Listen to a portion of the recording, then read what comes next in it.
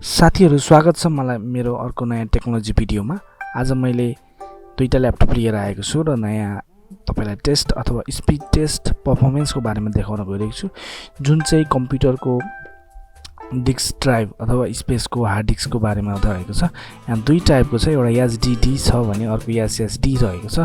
दाहिनेपट्टि मेरो चाहिँ कम्प्युटरमा चाहिँ हार्ड डिस्क जुन छ, दाहिनेपट्टि कम्प्युटरको चाहिँ एसएसडी हो भने देब्रेपट्टि कम्प्युटरको चाहिँ मेरो चाहिँ एसडीडी हो, जुन चाहिँ पुरानो टेक्नोलोजी हो र एसएसडी नयाँ टेक्नोलोजी हो। र यो दुईटा इन्स्टल गरेपछि ल्यापटप सेम हो र कस्तो परफर्मेन्स गरिन्छ भिडियोमा जाएर हामी हेर्न सक्छौं। यदि तपाईं मेरो च्यानलमा नयाँ हुनुहुन्छ भने च्यानललाई सब्स्क्राइब गर्नु नबिर्सनु होला।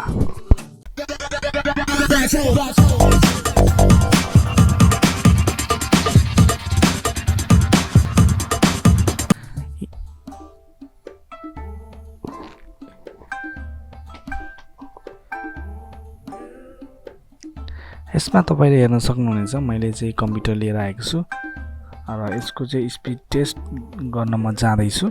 तपाई हेर्नु होला र म यसलाई दुईटै एकैचोटी पावर अन गर्छु र स्टार्ट अफ टाइम जुन कम्प्युटर अन हुने जुन समय छ त्यो कतिको छिटो देखाउन सक्छ होला त।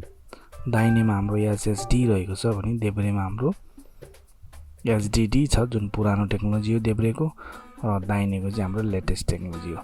हेर्नुस् कति फास्ट बुट भएको छ र मेरो ओपन पनि भइसक्यो डाइरेक्ट। र अर्कोको भने चाहिँ टाइम लगाएको छ र मैले पासपोर्ट इन्स्टल गरे र त्यसपछि बल्ल खोल्नेछ।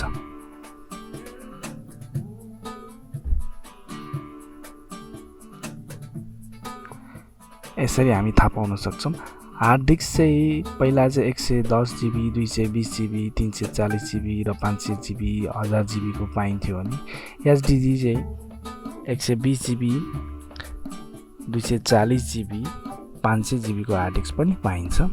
एसएसडी मा हामीले के फाइदा पाउन सक्छौं भन्दाखेरि यो चाहिँ एकदम फास्ट छ, यसले एनर्जी लिँदैन र यसमा म्याग्नेट युज गरेर बनाइएको हुँदैन। यो हाम्रो सिम्पल मेमोरी कार्ड जस्तो टेक्नोलोजी हो, जसमा चाहिँ हामीले 128 GB देखि 500 GB सम्मको स्टोरेज चाहिँ राख्न सक्नेछौँ।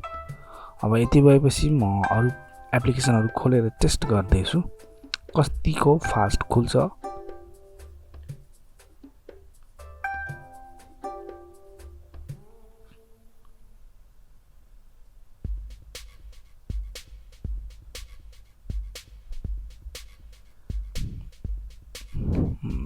म कुनै एप्लिकेसन रन गराउन गइरहेको छु।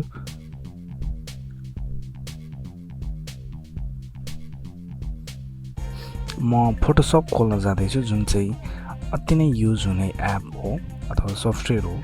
यो फोटोशप चाहिँ हामीले दैनिक जीवनमा पनि युज गरिरहेका हुन्छौँ र यो फोटोशप खोल्नलाई कति टाइम लाग्छ होला, दुईटैलाई एकैचोटी बुम गरेर इन्टर क्लिक गर्नेछौँ र कसरी कुन चाहिँ छिटो खोल्नेछ हामी यहाँ हेर्नेछौँ। बुटअप त एसडीडी को फास्ट नै भएको छ र एप्लिकेसन ओपन गर्ने टाइममा पनि कसले चाहिँ छिटो खोल्छ र कसको परफर्मेन्स बेस्ट दिन्छ होला त, हार्ड डिस्कले अथवा सोलिड स्टेट ड्राइभले।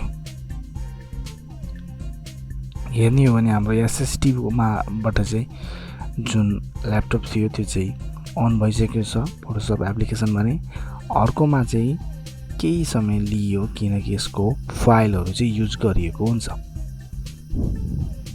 बुटअप टाइम त हामीले एसएसडी ले नै जितेको छ भने एप्लिकेसन ओपनिङ टाइम पनि एसएसडी नै जितेको छ।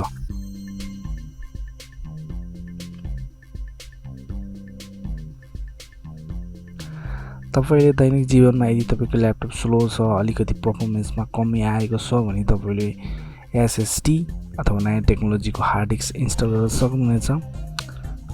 यो हार्ड डिस्क चाहिँ तपाईले बजारमा पनि पाउन सक्नुहुनेछ। प्राइसको मामलामा अलिकति महँगो भए तापनि तपाईले युज गर्दाखेरि तपाईलाई कुनै परफर्मेन्समा चाहिँ कमी पाउनु हुने छैन, जस बेस्ट परफर्मेन्स तपाईलाई दिनेछ। तपाईलाई यो भिडियो राम्रो लाग्यो भने हाम्रो च्यानललाई सब्स्क्राइब गर्न नभुल्नु होला।